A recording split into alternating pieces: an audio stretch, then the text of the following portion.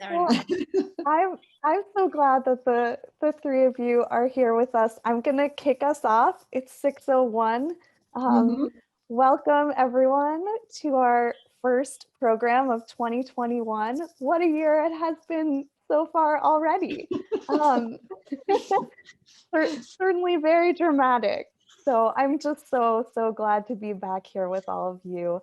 I'm Ariel Cates. I'm the Director of Programming at Village Preservation. Just a little bit about us and our work. We have been documenting, celebrating, and fighting for the preservation of Greenwich Village, the East Village, and NoHo since 1980. We work to expand and extend landmark and zoning protections and stop inappropriate development while also encouraging appropriate development in our neighborhoods. We host roughly 75 programs a year, all of which are now virtual and most of which are free and open to the public. Our events are meant to illuminate the cultural and architectural heritage, history, depth, and the value of preservation and small businesses in our communities. We are a nonprofit membership-based organization, so your involvement and support mean the world to us. You can learn more at our wonderful website, villagepreservation.org. And please consider becoming a member or making a donation if you're able at villagepreservation.org/donate. So just a little bit of Zoom protocol. Though I won't be visible during the event, feel free to use the chat and say hi, tell me where you're joining from or to raise any issues or thoughts. But if you have questions specifically for our speakers, please use the Q&A function, which you can do at any point during the talk, and we'll get to as many of those as we can. So I am very pleased to introduce tonight's speakers.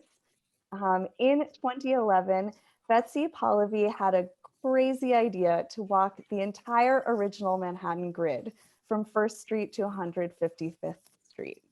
She traversed the side streets from the East River to the Hudson, documenting each business, meeting the owners, and listening to their stories as she went along.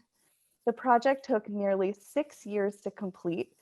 The Manhattan Sideways website and podcast chronicle many of her experiences, but at the beginning of the pandemic, she made the decision to self-publish the book Walking Manhattan Sideways, which is beautiful, and which we are celebrating this evening. Betsy's mission has always been to advocate for small businesses, and especially now they need our support more than ever. So to that end, Betsy is joined this evening by Troy Chatterton of 3 Lives & Co. Bookstore and by Claude-Noëlle Toly of Lafanyan, both of which are featured in Walking Manhattan Sideways.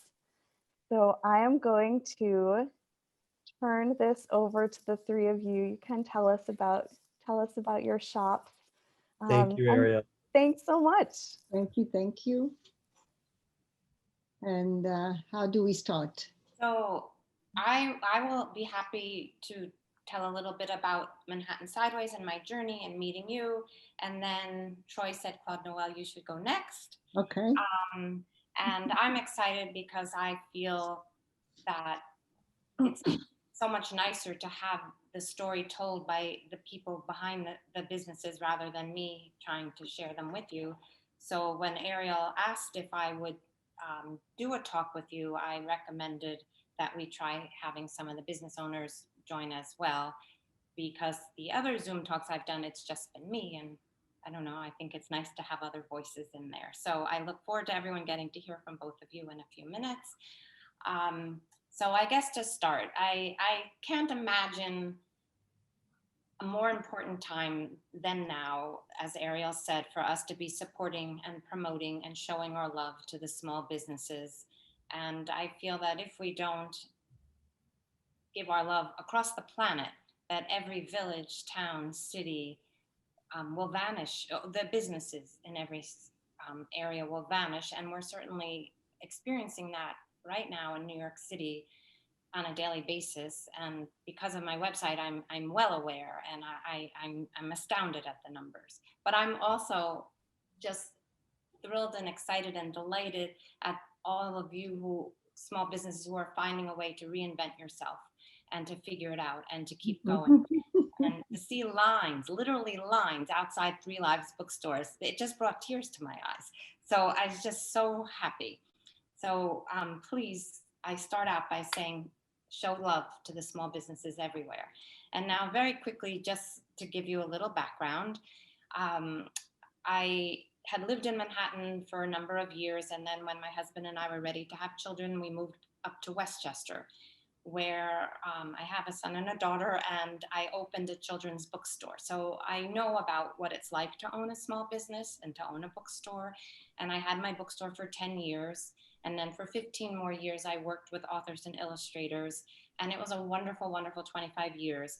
After our kids were out of the house, we decided to move back into New York in 2009, and it became quite apparent to me that I had to sell my business, my book business. I couldn't obviously have it with me in New York. So I realized right away that I needed to find something that was meaningful and creative to do in New York.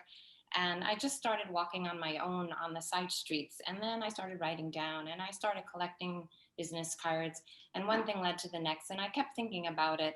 And one day I broached the subject with my husband, and my kids were there. And I said, I have this crazy idea that I'd like to walk all the side streets in Manhattan and document them and shed a light on them. And to my surprise, first my husband said, wait for me, I will do this with you. And my kids said, we will make you a website, but you have to start on First Street and you have to do it chronologically and you have to come up with where you'll stop.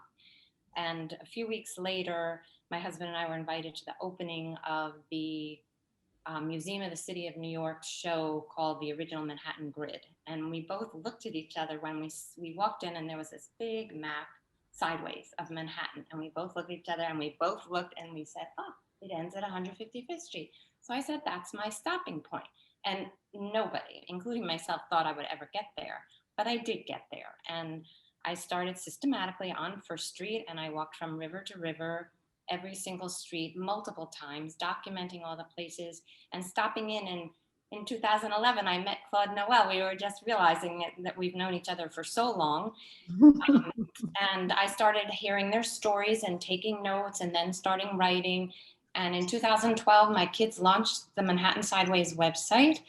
And 6 years later, I reached 155th Street on crutches with a broken foot. The doctor said that it happened purely from too much walking, that I had shattered some bones, but I was determined and I crutched along, and there's pictures of me on 155th Street on crutches that I had made it. But I kept going back, and I continued to go back because places are opening and closing every single day, and I'm always meeting different business owners. The best part of my journey, without a question of a doubt, was meeting the business owners, meeting the people behind these amazing stores that are the fabric of our city. I have so many stories I can tell, some fun, some heart-wrenching, heartwarming, but I want now to let Claude-Noëlle share her story, and then Troy to talk about 3 Lives, and then we can answer questions anytime and share more stories. Claude-Noëlle. All right. Hi, everybody. So it's hard to sum up all the years that I've had my business in a few minutes, but I first came to New York in 1981 as a young student hitchhiker. I hitchhiked from New York to LA and back, and went back to France. And then when I came back to France, France felt so little, so tiny, that I said, France cannot contain me anymore. I have to go back to the States. So in 1982, I came back to New York.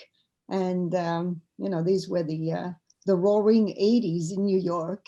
And I was like a bumblebee, just going out and playing and doing a little job here, a little job there. And at some point, it became obvious that I was too independent to keep any regular job, also because I had to go and visit France on a regular basis, like 2 or 3 times a year. So I had met the man who's now who's been my business partner for all these years, William. And he said, well, maybe we should do something, a business with France, so that you would have an excuse to go there. And he thought of doing antique shows. So we started to buy antique furniture in France and shipping it here to do shows. And shows were very taxing, very tiring. And people would ask us at shows, well, we need some time to decide where can we go and visit you. So we looked for a space. And at the time I lived on 12th Street and West 4th Street. And a few days later, I found a little corner space, tiny space on the corner of West 4th and Bank Street. So I inquired, the rent was reasonable. The place was perfect, 2 blocks from where I lived. And that's how we opened Le Fanion on April 1987. And I remember at the time I was very young, and whenever people said, oh, I've been doing this for 20 years, or I've lived here for 30 years, and I would say, how can you possibly do the same thing for all these years, live in the same place for all these years? And here I am, 33 years later, 34, I guess, in April, still having my store. And I became from a bumblebee to a mother, because when you have a store and it's your store, it's like having a child. You care for it every day of your life, either you're there in person or not. And that's it. That's what brought a little reason to my bumblebeeing all over the city. So all of a sudden, I was very responsible. And this store has been the most amazing adventure. I always adored the village. That's where I first arrived pretty much when I was in New York. And I grew up in a village in the country in the south of France. And I think the West Village always spoke to me as a child, a country girl. And my store has been very much, I don't know, an anchor in this village. And it's allowed me to enjoy both the contacts I have in France with all the artists that I work with, and the customers that I have in New York and all over the States. I sell antique furniture. We sell antique furniture, antique pottery, paintings, and a lot of new pottery that is made now by some of the most talented artists in France. And the irony of tonight is that Troy, who is here from 3 Lives, has been a customer for many, many, many, many years. You said 20, I think maybe it's more than 20. It's probably more like 25. And it's very sweet to be here, the 2 of us tonight. I remember 3 Lives and Company from when I first moved to New York. I believe they were on 7th Avenue, and they were, as a European, I was always attracted to bookstores and vintage stores, and 3 Lives was very different from the usual businesses. Big, even then there was a few big bookstores, but 3 Lives was always very special. And the village, west or east, were a neighborhood where a lot of small businesses thrived and were run by their owners, and often we lived nearby, and it was a very beautiful community. This has changed some, city has changed a lot, but it still remains, and through my store, it's been wonderful to be part of this community of fans of the village and fans of France. It has been like combining these 2 elements that has made running the store so beautiful. It's like having a foot in each country, in each culture. And sometimes I think I'm like an ambassador of these potters in New York, because it allows them, they're always so excited to sell to Le Fanion, knowing that their stuff is coming to New York, and they ask me what kind of people buy my things, buy my plates or my pictures, or it's exciting very much on both ends. And this past year has been a bit of a trial, but like everybody else, we are adapting. We do a lot of sales on FaceTime, some on Zoom, and people far away appreciate that a lot because it's a good way to visit the store even though you cannot be there. So we've become a little more packers and shippers, but it's a new skill that we've developed definitely, and it's a different way, but it's also different kind of intimacy that you can develop with people when you meet on the screen, and they are so grateful wherever they are in the States to be able to like somehow visit a little bit in the West Village, and it's brought a certain closeness with some of these customers that's very beautiful.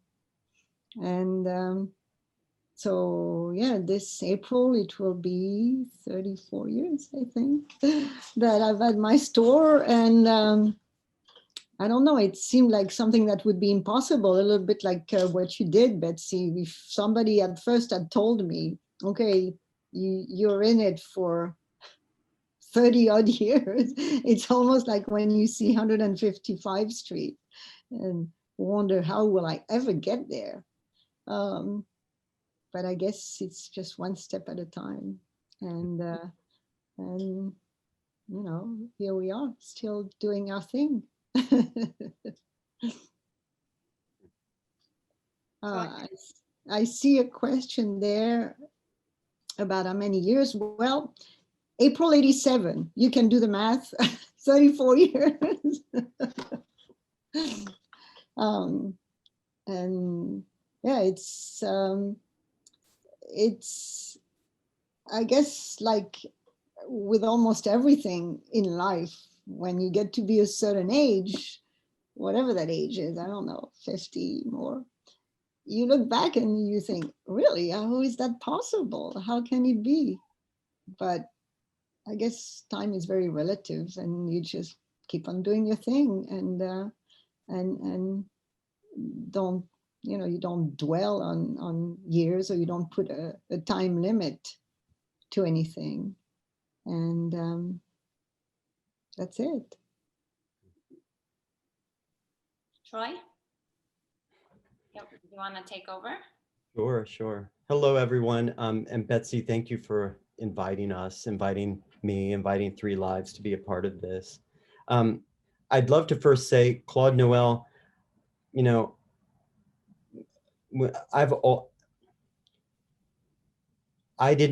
I moved to New York City, I didn't know of the Village right away. So it took me a little while to get down to the Village. But once I did, your shop, I think, is one of the first shops that I discovered. And I think, like Three Lives, I used to always love your windows. And so I would come and stand in front of your shop and look in your windows and just kind of study all the beautiful pottery, just like I would go to the windows of Three Lives and look at all the books in the window. And then, I don't know if you ever knew this, but in my early days when I was in my 20s, and I wasn't always so responsible, I was once in between apartments and I had all my things in storage, and I didn't pay storage.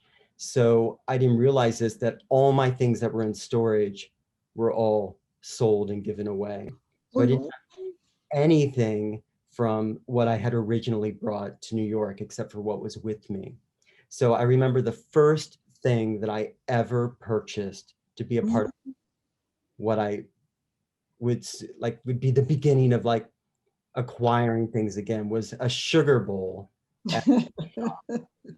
And all these years later, I have that sugar bowl that I bought from your shop is now on my kitchen table that I've had for a long time. Is that the one you showed me a picture of the other day? Yes, I remember these were so beautiful. Yes. So I it all know. started with the sugar bowl. I remember I was telling Betsy, I think the other day, that I met you, so probably you were in your early or mid 20s or something. And to me, in my mind, whenever I think about Troy, I always think of a boy. To me, you're forever a boy. You've never graduated to being like a full-fledged man because you were so young and a boy, like you had that boyish way. And I think of you always as that. Oh, and now I'm 51. Unbelievable. Well, to me, you're not, that's for sure. Yeah, well, it has been many years. But and also one more thing, and then I'll move on to Three Lives. I don't know if maybe people who come into your shop know this. I'm sure they do. But I remember when I first realized that you were learning how to and riding a unicycle. Remember when you Well, were right now I'm learning how to play the harmonica.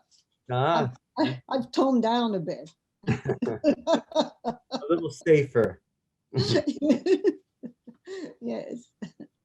Well, I will say that, I was thinking about talking today about Three Lives, and as I was looking through Betsy's book, which, I brought a copy home yesterday and I started looking at it yesterday, and then I spent all day off and on looking through it and reading it.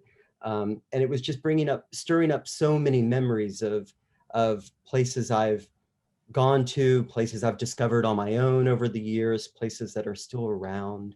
And, and this book is just, it's so the reason why I love New York City. And love walking around New York City and discovering these small shops and becoming a customer at them. And the first job that I ever had in New York City was at a small shop. It was at Poly Fabrics that sold fabric from the garment district on 57th Street. And so, I mean, I was in heaven in my first job in New York City. At this small little fabric shop, and just kind of amazed that I was actually working in New York City and selling all these fabrics. So the very beginning of my work in New York City was in a small shop, and to have worked at that fabric shop back in the early 90s, and then all the many jobs that I've had in New York City.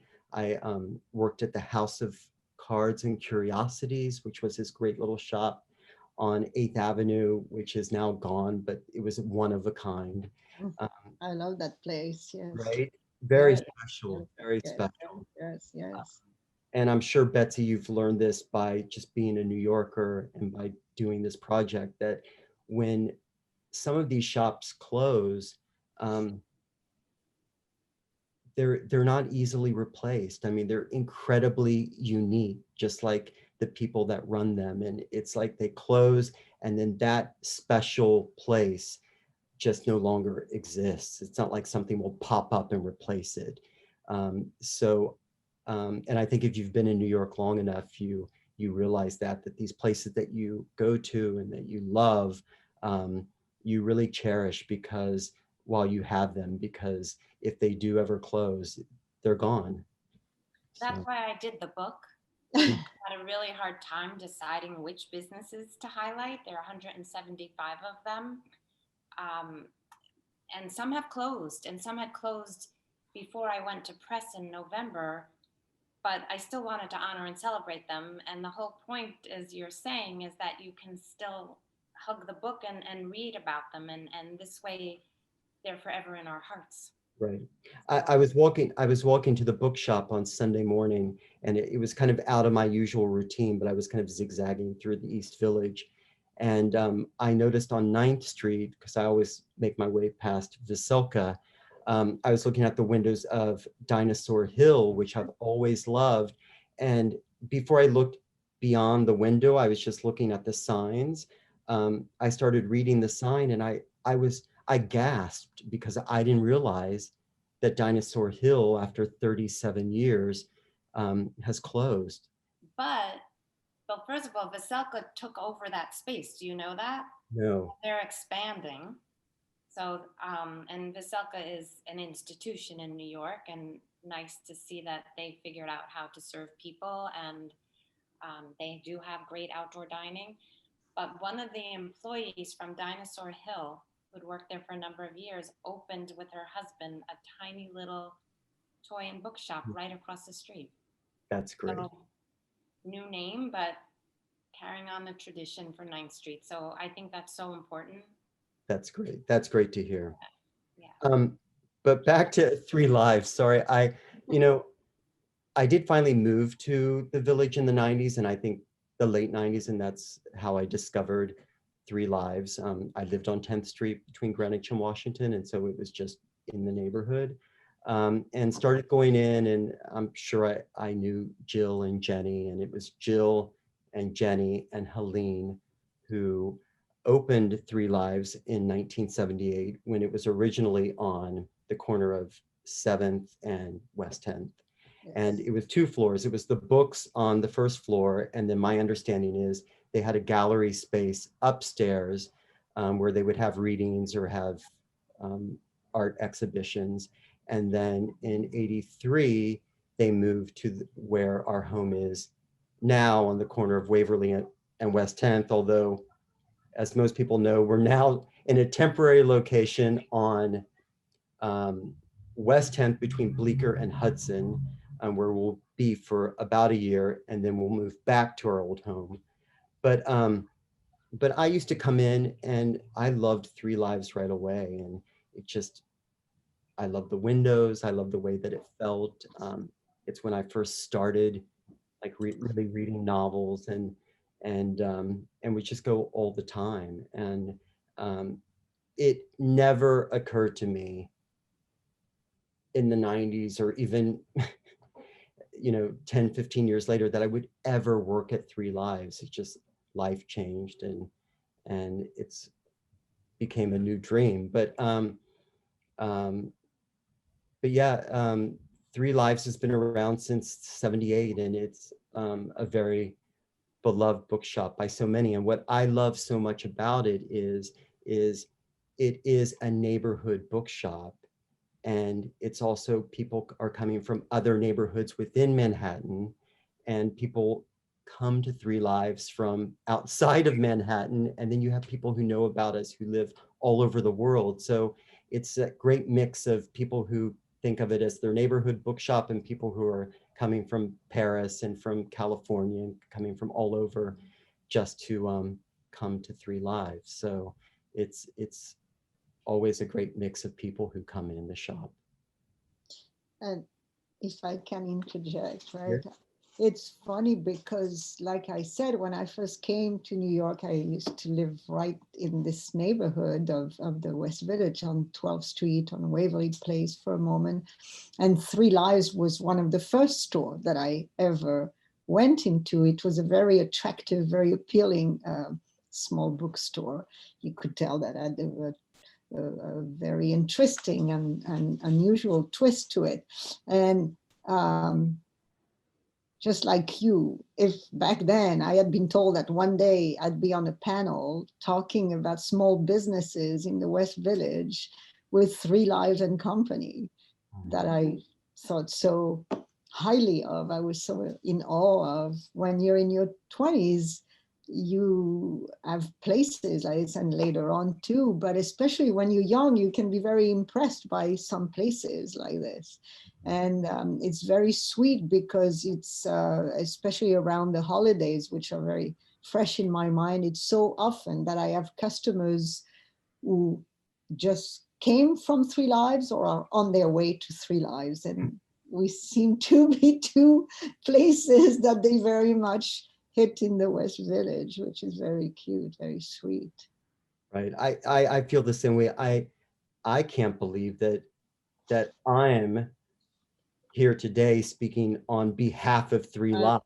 It's just like nothing I would have ever dreamed or even imagined that I would be doing someday. Yet I've been there almost, I think I'm celebrating 9 years at Three Lives, which I've always said feels like, I feel like one of the babies at Three Lives, because you have Joyce, who has been at Three Lives for over 20 years, and Toby has been a customer, but owned the shop since 2001. And then, you know, we have others who have been there more years than I have been, 10 years or plus. So it's A family. surprise to me, yes. Yes, and that's so much. I think it's partly why, I mean, often I was told, well, why don't you move to a bigger apartment? Why don't you move? Why don't you do this? The village has so much been a place in the city where I've always felt so comfortable. And it seemed like everywhere else would be a little daunting, a little like too much. That was also a way for me to almost continue my ways as a child of living in the village. I go around on a bicycle, I do things locally, and that was a way almost to continue like a small town kind of life within the big city. So one of the reasons why I felt so strongly about walking and sharing all these places that I was finding was everything that you are both saying, and to make people realize that New York isn't too big, it's not too overwhelming, and that you can go from one side of town to the other. You can meet wonderful people. You can find all these, what I call hidden gems. You're both absolutely qualify there. Um, and I would love, before Troy, you said how when you were walking, you decided to go a different route one day. And I always encourage people, I mean, when we were all taking the subway, the bus, walking, whatever it was every day back and forth to work or wherever we were headed, that everyone had the way they went. And people would always say to me, I live on 70th Street. I never knew a bakery was on 71st Street because nobody ever bothered to discover and explore. And like you, Claude Noel, I actually biked all 155 streets in addition to walking them all. But it's so manageable, and we can do this. And every summer I had about a dozen intern college students working with me. And the most important thing to me was to make them realize that Manhattan was accessible. They were from all over the world, and many had never been to New York, and they were frightened of New York. And I literally put my arm around them. And one mom came to visit. Yelena, who I'm still very close with, is from Swaziland. And the mom said to me, you made her realize that she can do this, that she can live in a big city, she can spend time in a big city. So I think most of the people who are on our Zoom today live here. So I'm probably just saying what you already know. But the books, to my absolute surprise, is selling not only all over our country, but I've been shipping it all over the world, to Australia, to Austria, to the Netherlands, to Ireland, to London, to Canada. And people are living vicariously.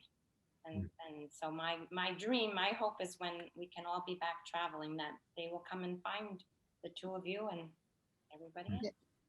So, well, that's one thing sometimes I think we forget when we live in New York, because that's where we live every day.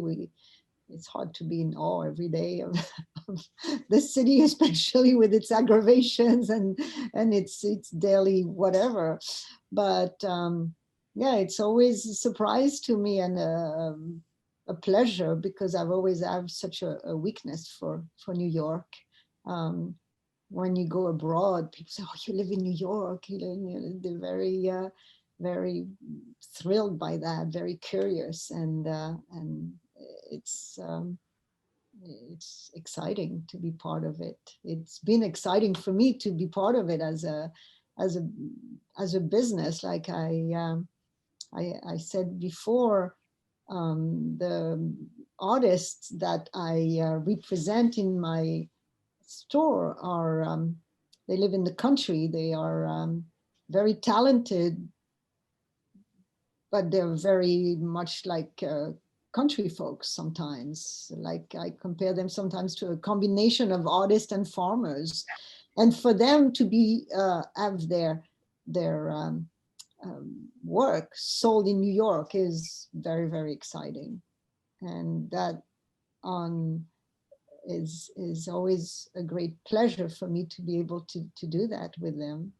and to feel the excitement of Americans, people who come to the store like you, Troy, and really appreciate this lifestyle and this tradition that is passed on like this. Right. Betsy, I think that it's an incredibly timely book, what am I trying to say? Sorry, it's very incredibly timely that your book would come out now, because I think that what I hear more and more from customers who are coming to the bookshop is, especially after this year and how difficult it's been, people are so incredibly appreciative of being able to come into the shop and Yeah. spend a little bit of time in places that they've always loved, but have not been able to have access to, or just to have a little bit of normalcy or what they've always loved about the city.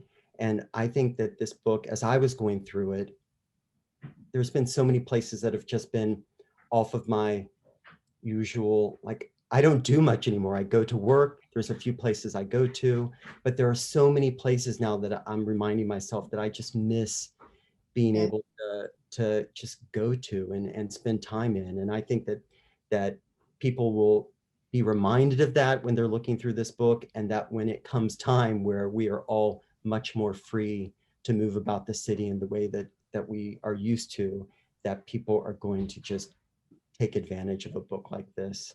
Thank you. Yeah. So I always knew in the back of my mind, because I owned a bookstore and my mom is an award-winning author, and book was on my brain, but I wasn't sure how I was going to do it. And I'd been working on it for a while. And then in March, when the pandemic hit, I said, you know what, I can't wait for a publisher to want it. I have to do it. And my husband helped me. We figured out how one gets an ISBN and how you register with the Library of Congress. And I found this amazing printer in Illinois, which is also a small business, family-owned, fourth generation, which was, right up my alley. I was so excited to discover them. And they walked me through the whole process. And I had spoken to a number of different graphic designers over the last year prior to March, and everybody had a different vision for the book. And they all, though, were consistent about wanting it to be a tour guide with maps, and that's not what this book is. And I always knew I wanted to share the stories. I wanted people to know who you are, your shops as well as all the others, and to want to meet them, and as you're saying, want to visit them, and not just be a dot on a map. So anyway, I pushed through and published it in November, and very excited. Amazing. Yeah. Amazing. And it really reflects, I mean, it's so true what Troy was saying. The timing is really amazing, because I've seen it in the store. And since we reopened in June, this need of people to have human contact, to go shopping and have a human experience as they are shopping or not shopping, but talking, a need to talk and to learn and to ask questions. And at a time when so much is being done online, all of our shopping and interaction, I think it's been really a great reminder of visiting small stores where you find people who either are the owners or truly are involved in what they are doing, truly do this because it's a calling, something that appeals to them. And that's excuse me, sorry. One of the restaurant owners said to me, it's his sons now are working with him, so it's 4 generations. The father started it back in the 1920s, and with tears in his eyes, he said to me, I own the building. I'm not in as dire a situation as other business owners are, but he said it's not only the finances. He said, I miss the people. I'm a chef. I love to cook. It's my customers. he's very depressed. I mean, he's having a really hard time just not doing what he loves to do every Of single course. day. Yeah. So not everyone is as blessed as both of you, because No, of course not. I mean, restaurants, yeah, yes, absolutely. Yes. yeah. It's definitely something that I think of a lot, like I'm sure Troy walking through the village, East Village, West Village, and seeing all the restaurants and how they are operating, and my heart goes to these people, because sometimes you need a lot of energy. I mean, this past year has required a lot of energy to withstand the hardships of business. It's demanding strength, and to tap into things that you're not allowed, you're always accustomed to tap into, that you take for granted. So that alone is taking energy. I can't even imagine how restaurant owners are dealing with what they have to deal with, the small restaurants, with the expenses of building these outdoor little, whatever they're called, cabanas, terraces, the expenses and the energy, the physical and mental energy that it takes to deal with this, on top of the regular business aspects of a small business. Ariel, do you want us to help you and answer some questions? I'm I'm watching. I love Ariel's smile. It's like we were on the same wavelength. I was just about to hop back in and ask if I can ask you some of the questions we've been getting have been so amazing. So I definitely want to make sure that we get time for them. Are you ready? Sure. Okay. Yes, Okay. yes. Betsy, we have a lot of questions for you about your methods of both interviewing and your criteria for what kinds of places you went into on your walk. And also questions about your methods in terms of why First Street to 155th Street. Would you go north? Would you go south? Um, these kinds of things. So for starters, I needed to have a starting and an ending point, and I decided that the original Manhattan grid, which was from the 1800s, was the best guide I could have, and that goes from the East River to the Hudson, First to 155th. So that was my plan. That was my map. And from the perspective of the website, I had to start on First and progress in order. That was the only way the website could handle it. So, and that's answer to that. I went into every single place on every single street. That would include a parking garage, a church, a synagogue. The community gardens are all on the website. And obviously every bar, every restaurant, every bookstore, there's no other lafanyan, but, and I just love discovering all the places. And I met all the owners, anyone who was available. Sometimes I went back. I walked every street many, many times because I discovered and rediscovered. And when I biked, I saw things that I didn't see when I walked. I went on the weekends because places were open on weekends that weren't during the day. I went at night because I discovered some bars that I had missed. So I really, really explored every street, and every single thing is on the website. And I'm trying hard now to keep it up to date, but I'm obviously having a really difficult time with all that's going on to keep it as perfect as I would like it to be. But the first thing I look forward to doing after I'm vaccinated is going in and visiting and rewalking every street and hugging all these wonderful people, and being able to see that, you know, how many have survived, that they're still around. So I have lots of fun stories. I have lots of funny stories. I think I could tell one. I was fearless, and I was by myself most of the time walking the streets. My husband always joined me on the weekends, and he was out there with me 17 degrees, 100 degrees. I never could stop. He called me the Energizer Bunny. I just loved it so much, and I got up every day and couldn't wait to get out there. And so one day I was on the street, and I saw a little sign and I looked around and I didn't see a business. So I went down these steps and then I went into this dark hallway and I walked down the hall and there was a curtain. And I kind of knocked and opened the curtain. And oh, there was a sign that said it was a travel place. So I thought, okay. And I walked in and there are 3 men and there was a man laying on a couch or whatever. And he was being tattooed. And he basically had no clothes on, and they're like, come in. I'm like, oh no, I'm really good. I'm fine. Thank you so much. And I left bright red.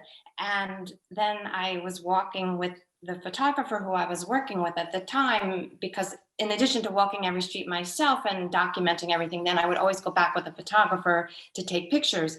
So I told him my story and I said, will you go in here with me? I said, they seem perfectly innocent and nice. And he said, of course, let's go. So we went in and they remembered me. And I saw the gentleman who had been laying down and being tattooed. And I said to him, I remember it was so beautiful. I said, is there any chance we could take a photograph? And he quickly took off his shirt and his entire chest, everything, all colorful, beautiful. And my photographer was so embarrassed. He's like, Betsy, nothing stops you.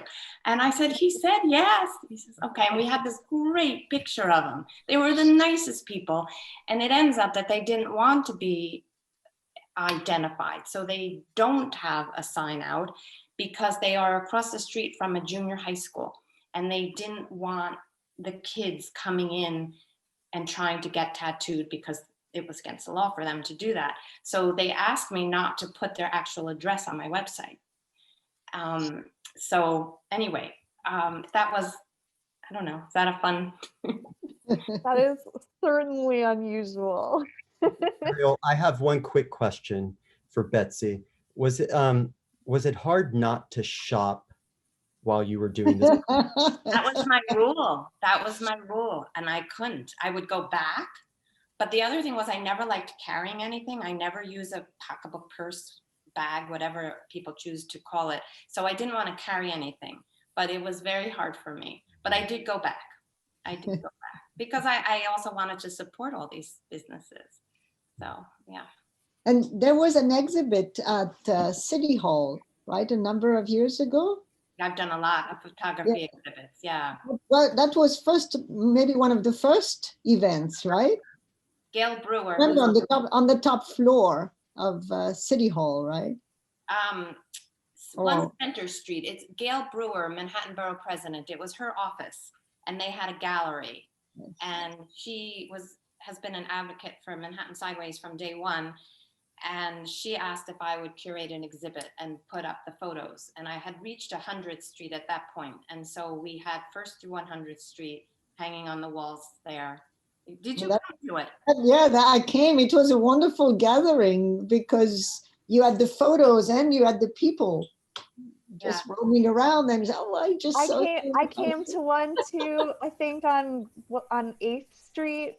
Yep, in like some lovely restaurant. That was so delightful.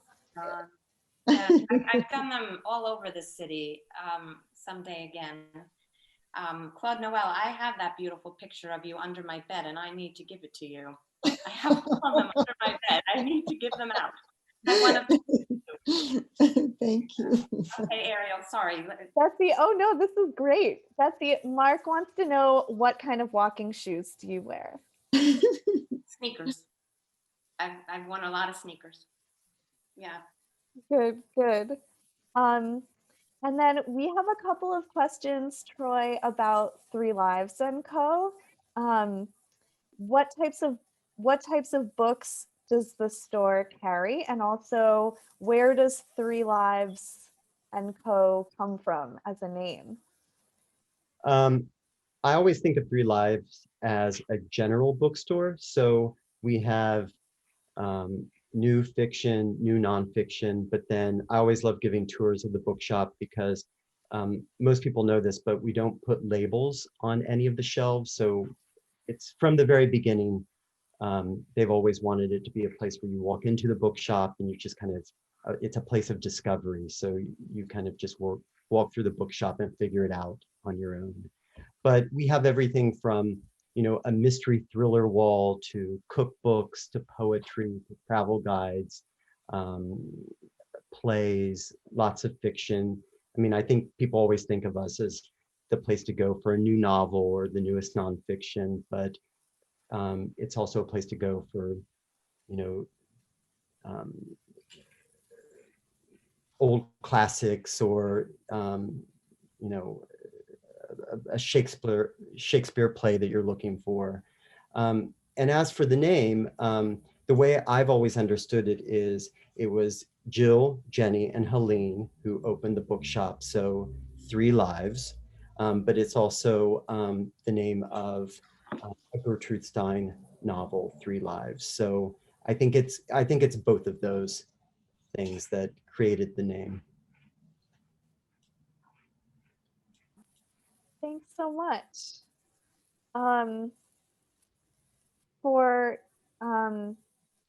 For you, Claude Noel and Troy, we have a question which is, has COVID been the most difficult time for your business, and has social media helped? Well, yes, definitely the most challenging time, the most unusual event for sure, because we were closed pretty much from mid-March to the end of June, which had never happened. And well, definitely, yes, the new ways of getting in touch, like we're doing now, has helped enormously, because we are able to reach out to all the people who cannot come to the city, and that's been very helpful, because we do work a lot with tourists. We do have a lot of parents who have their kids working in the city, who come and visit, spend a week, spend a few days with their children, who come to the store. So we've done a lot of FaceTiming, WhatsApp, and Zoom. We've become very savvy at all these new ways. So yes, it's helped. Yeah, I agree, Claude Noel. I mean, for 3 lives, it has to have been the most challenging stretch of time for the bookshop. Partly because, 3 lives, if you wanted a book from us, you came to us in person, or you called us or emailed us, and we would be able to send you a book to wherever you are. But we never sold books online. It's not like you could go to our website and pick out a book or books and have us send them to you. Everything was done very simply, just by calling us up or coming to us. So very quickly, when we realized that the shop was not going to be open for a while, Toby and Miriam and Ryan all quickly from home created a way for us to sell books to people through our website. And to our surprise, because we didn't know how any of this was going to go, people remembered us, our customers remembered us, and they went to our website or they emailed us and figured out that we had come up with our own kind of 3 lives version of selling books online. And what began as, 50 books, 100 books, 1,000 books, through those early months where we were all working from home, people were contacting us from, the Village, from Manhattan, from all over the country. And we suddenly were selling lots of books and shipping lots of books. And it was all a big surprise to us that we were thrilled about. So, and we thought that it might only be that way for a month or so, but it actually, through all those months, it just was, we had a sustained busyness that was a complete surprise to us. That's so lucky. Pretty much same here as well. Yes, that it's become a way that people are reaching out to us. And our system was not the usual system where you go to a website, you pick out a book, you purchase the book, it's sent to you. Our system was you go to our website, you say, I want these books, and then the customer would wait for us to call them and say, we received your order. And so with every order, there was a conversation either that I was having with them or my colleague Nora was having from her home with them to confirm the books that they had requested. And often someone would say, well, all right, I want these books, but could you recommend anything else? And so we were essentially doing what we do on the bookshop floor, at our homes, at our desk, on the phone with customers who were ordering books. And it was kind of, it was all new territory for us, but it worked. So I have two questions. First is, were you discovering, or were you realizing that you had all these new customers who were discovering you? And do you think that it's because they wanted to support a small business / bookstore, because they obviously could all go on to Amazon and get what they wanted? So it warms my heart having owned a bookstore, and I owned my bookstore when all the big box places were starting to open, and they would come to us and pick our brain because we had read everything and we could advise them. But then they would drive, use up the gas to save the 10% that were in big chain stores that were just starting in the 90s when I had my 80s and 90s when I had my store. But anyway, so who are your customers? What are you learning about that? Well, I definitely think it was many of our regulars and people who know Three Lives, but we were talking to and meeting new people all the time. And yes, I think some people would have never thought of buying a book from somewhere else and wanted to get it from us. But then there were a lot of people who, many people who wanted to not buy from Amazon and definitely wanted to support us, support an independent bookshop, and were willing to pay more for the book and more for shipping. But it didn't matter. They wanted it. It meant more to them that they were ordering it from us, from an independent bookshop. And we were having conversations with people who were, yes, in the Village, yes, in Manhattan, but all over the country. It was amazing. And It's so funny. oh, I'm sorry. Go ahead, Claude-Noëlle. No, it's funny. It's interesting because we have a similar experience, which is less unusual because indeed books are much more accessible on many big sites than from Three Lives. But we have the same way of working because we don't have a whatever it's called, click and shop, whatever kind of website.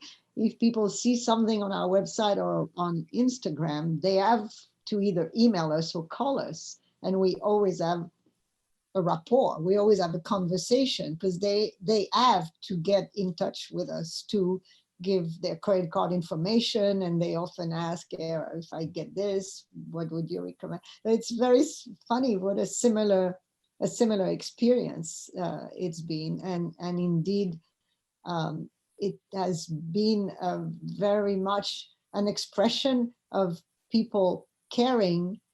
A lot of customers, regular customers, and Troy is one of them. And I might start crying if I think too much about this, but who really cared for us to stay around. And they said, well, we want to do our bit, our part to help you guys. So. Well, and we're getting some questions specifically about Walking Manhattan Sideways. Troy, if folks call you, can you send them a book? Absolutely, yes. Right. I'm so glad. Okay, I'm gonna come into a few more questions. Let's see. Oh, the Three Lives Bookstore's travel section got a shout out from William. So if you're looking for travel books.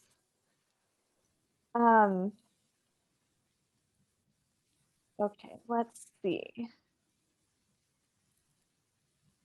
While you're looking, Betsy, I wanted to tell you my favorite double page spread of yours was Papaya King next to Yes, Hero. That was yes.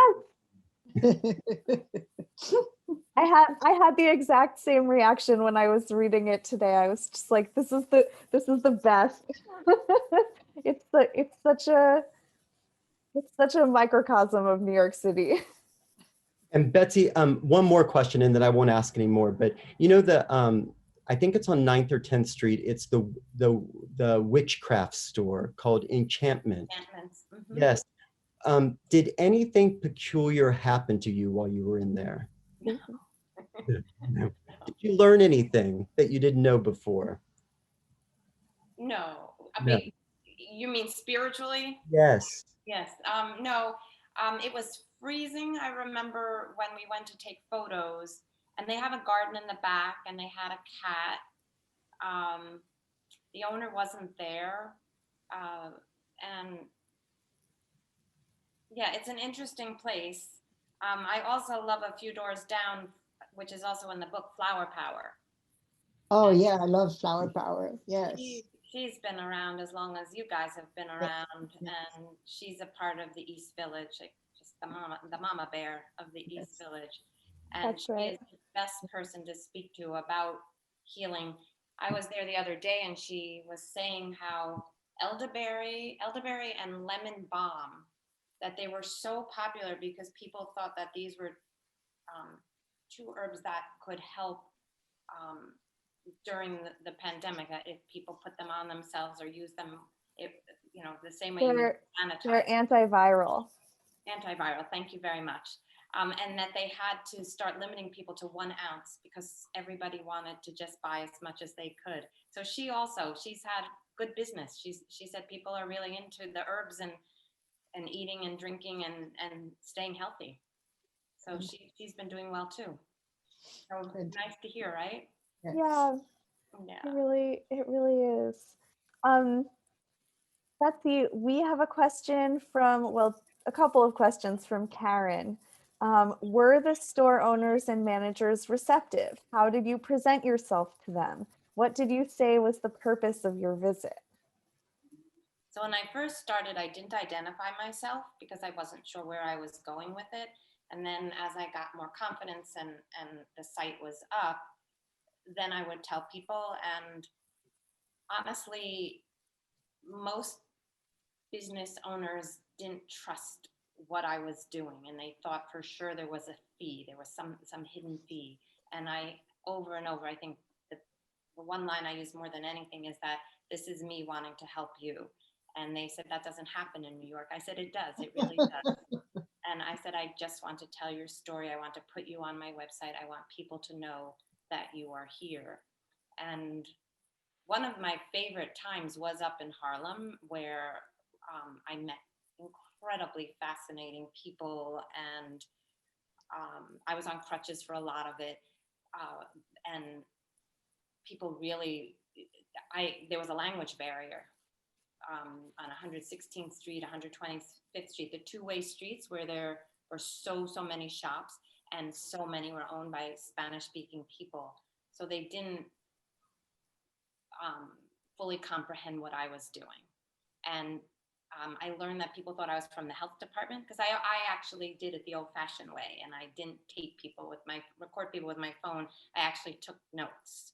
So I always had a notepad and a pen.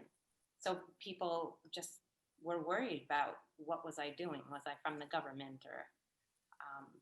But then I always won them over, and I never had a bad experience. I really never did.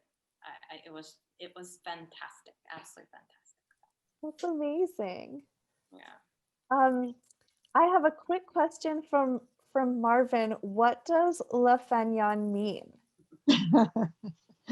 Fanion is an old French word that means a pennant, like a 2-point flag, which is our logo also. And brainstorming when we were looking for a name that I would never choose now because people have a hard time pronouncing it, writing it, and all kinds of things. I would never choose such a name now, but back then it sounded good, and it's like a pennant, almost like if you discover the North Pole or you discover something, you put a fanion, and that's what fanion is. Great. I wanted to just add, listening to Betsy and her stories of meeting all these people, and a reflection in what we've been living through all these months. When I first came to the United States, it was 1981, and I hitchhiked. And when I came back to New York after being on the road for 3 months with a friend, people were telling us, oh, you can't do this anymore. It's too dangerous. You can't do this. And we had nothing but amazing experiences, the kindest people, most hospitable people. I mean, it was unbelievable. And Betsy saying that she had only good experiences. And it's such a contrast. And I think it's often been the appeal of New York, where you don't live vicariously, you commingle, you are in contact with people all the time. And everything around us is trying so much to make us scared of each other, to make us scared of the world is dangerous. There is all these people willing, waiting in the shadow to attack you. And to me, New York has always been a people's place where people interact and where there is so much relationships and interaction between people. And it's a wonderful world. Ariel, could I help? I'm not ending it. I'm happy to be here as long as people would like us to be here. But I think to what Claude Noel is saying, to tell a quick story. This is one of those heartwarming, heartbreaking ones, and I'll try to do it as fast as I can. But it was on the weekend. I was on my crutches. I was on 138th Street. My husband was with me, and we were traversing the street, and we were at Riverside Drive, and we came upon a community garden. And stepped inside, and there were these two young girls, and they were down digging in the earth. And I said, excuse me, I introduced myself, and they said, oh, you have to meet Jenny. And it's your lucky day, Jenny is here. And they went and they got Jenny. And when I told Jenny my story, she thought I was nuts. And then she said, the fact that you're on crutches, she said, I have to let you sit and I have to hear. And she said, I will take out time out. Jenny was 84 years old. Sadly, last year she passed away. When she came from Puerto Rico with her husband, she had 4 children. They lived on Riverside Drive. And if you can picture Riverside Drive, how the buildings are way up high off the street.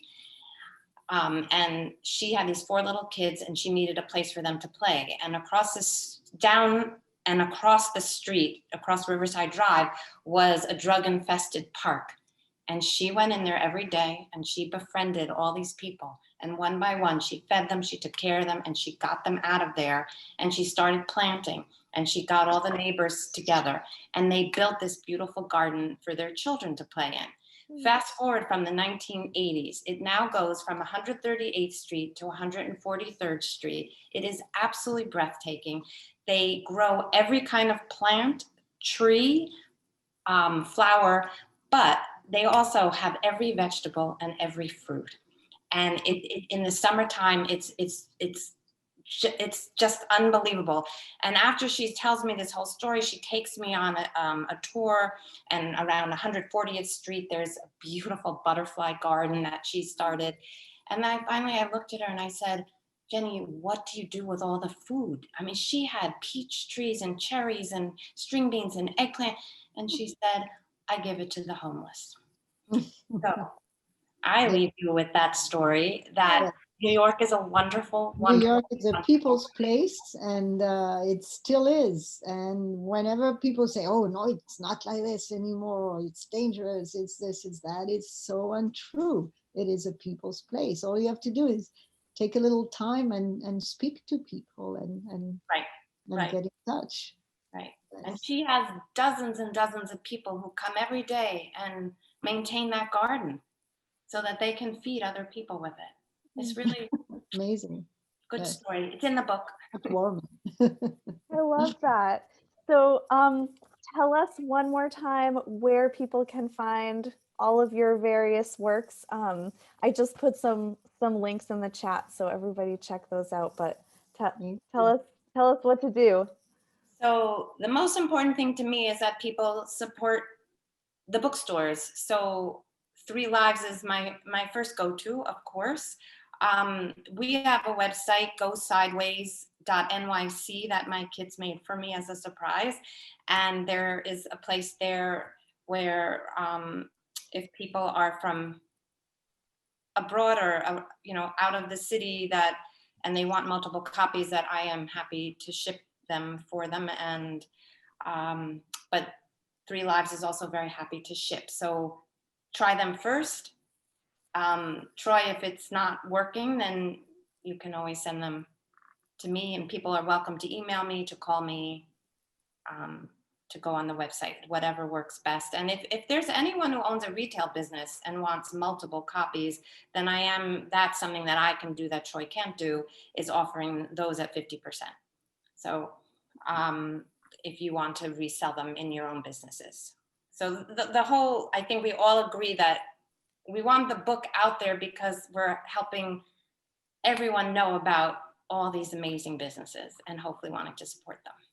And can you tell us who took all of these amazing photographs that are in here?